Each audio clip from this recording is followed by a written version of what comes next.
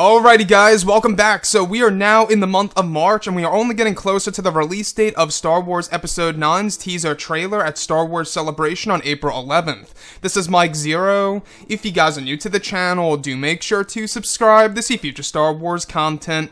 Now, I will say that we do know that J.J. Abrams and Chris Terrio, they do plan to give us some epic moments in this movie when it comes to the action sequences, specifically the land battles and the space battles and everything around those lines. Now, these past couple of weeks or so, we've been learning a whole lot more about this film when it comes to some of the set leaks, the set designs, the concept art and storyboard descriptions, etc. One of which has all to do with one of the major action sequences in the third act of the movie.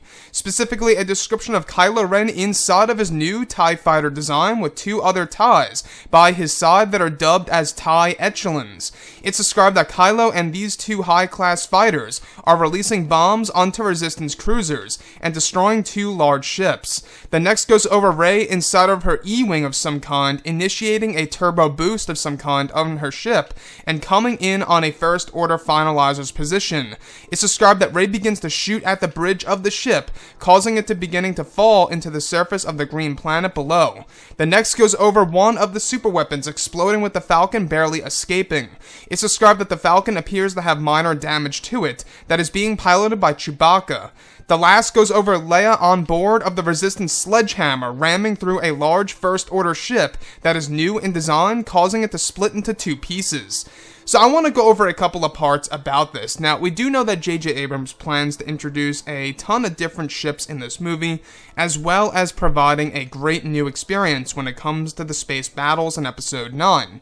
So first things first, the one that I do want to go over is, of course, Kylo Ren and his new TIE Fighter design, and how he actually has two wingmen that are actually two new TIE Fighter designs called TIE echelons. Now, what's really intriguing about this is that I believe that these TIE Fighters are going to be seen at Galaxy's Edge, if I'm not mistaken.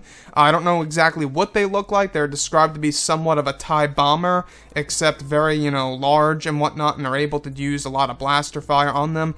So when we look at Episode 9, you can really see that he's trying to introduce new ships into this movie, as well as drawing from Legends material and the abandoned concepts from Episode 7 and implanting that into Episode 9.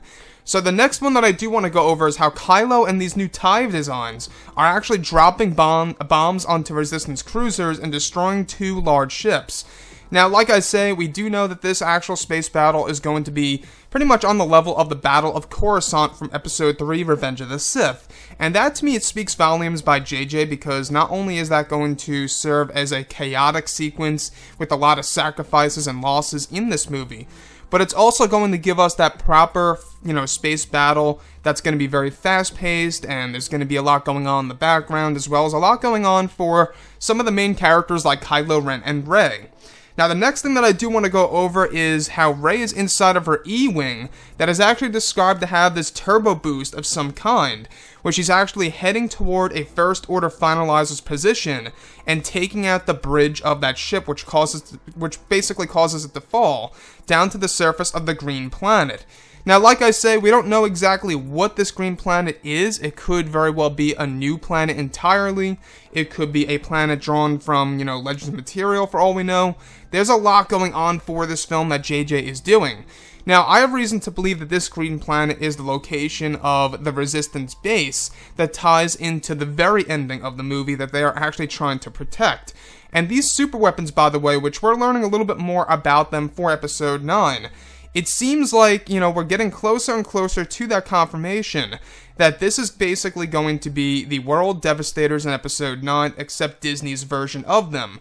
In case you guys have no idea what World Devastators really are, they are a group of these weapons that are able to essentially draw from the planet's energy. They can basically terraform it and pick up objects from the planet. So you can really see what they're trying to do and do something different with those things. Now, the sledgehammer, alright? This is the thing that impresses me the most. Now, this was a sequence that was deleted from Episode 7, where the Resistance would actually have their own pretty much, significant weapon that would go up against the First Order. This is actually dubbed as the Sledgehammer, able to ram through First Order finalizers and other Star Destroyers, as well as other ships of those kind. Now, in this sequence, Leia is actually commanding this actual ship and is going through the Star Destroyers, ripping them into two pieces, and really just, kind of using that to her own advantage. So you can see also what J.J. Abrams is trying to do. He's trying to give Leia a great purpose in this movie in present time. He's trying to really bring that original idea from Episode 7 and really making it come to life in Episode 9 in order to really make it connect to The Force Awakens. So the Sledgehammer, I cannot wait to see exactly what that's going to look like on the big screen. It's described to be a large Resistance cruiser with a lot of armor in the front of it, like a hammerhead of some sorts, right? Going through these Star Destroyers as if they were toys. Anyways, guys, drop a comment below. Let me know what you think about all of this in the comments. And if you guys did enjoy the content for today, do make sure to drop a thumbs up on this video to support the channel. I thank you all so very much for the kind support, and I'll catch you guys next time.